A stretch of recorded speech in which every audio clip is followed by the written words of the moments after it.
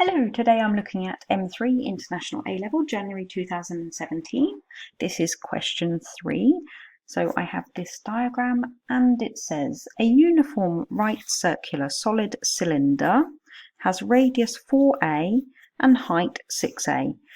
A solid hemisphere of radius 3a is removed from the cylinder, forming a solid S.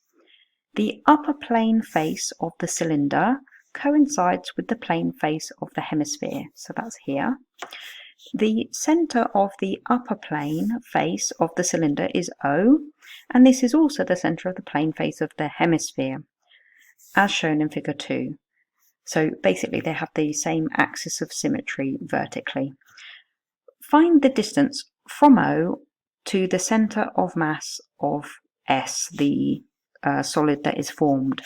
Okay, so for this question, I need to begin by doing a little table.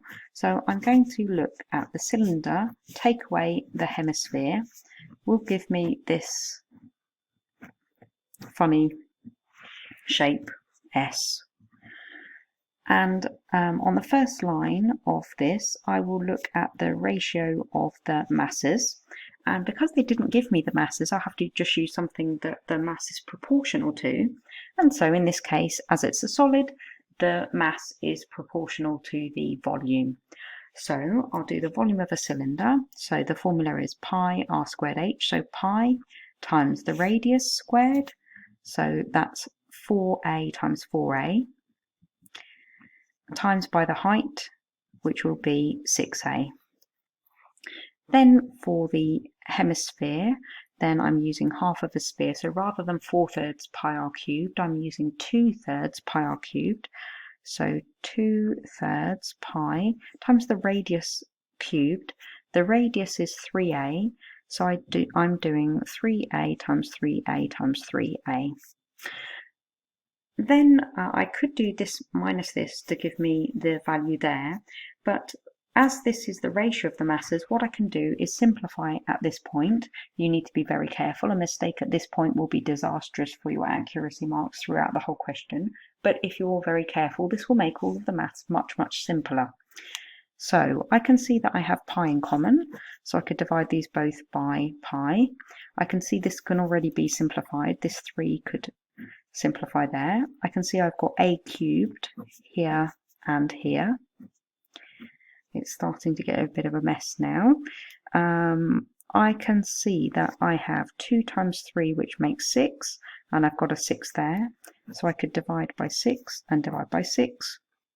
And now I'm left with 16 here, 3 here, and here, be very, very careful. Are you tempted to write 19? Don't, because you're doing 16 subtract 3, and so here you should have 13. So the ratio of the masses are 16 to 3 to 13.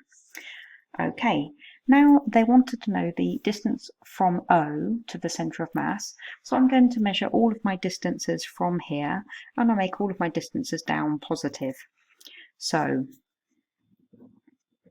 distance from O, well, the centre of mass of the cylinder will just be halfway down the height, so half of 6a is 3a. For the hemisphere, the formula is 3/8 times the radius. Now, in this case, the radius is 3a, so I'm going to do 3/8 of 3a. And for this, I can call it X bar or Y bar or whatever I want to call it. And this will be the centre of mass of the overall object S, the solid S. And now I'm ready to take moments. I'm doing this times this minus this times this equals this times this. So I've got 16 times 3a minus 3 times this is 9a over 8 equals 13y bar. So here I'm going to end up with something a.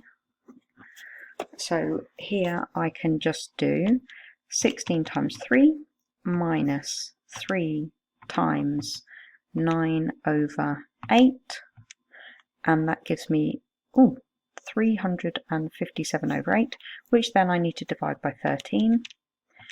And so I get this fraction 357 over 104a.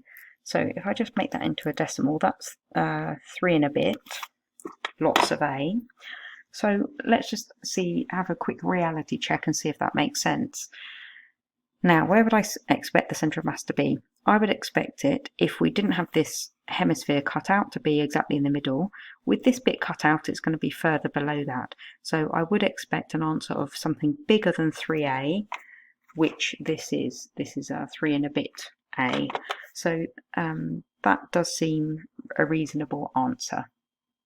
Okay, so that is worth 6 marks. I hope you found this solution helpful. Good luck with your studies.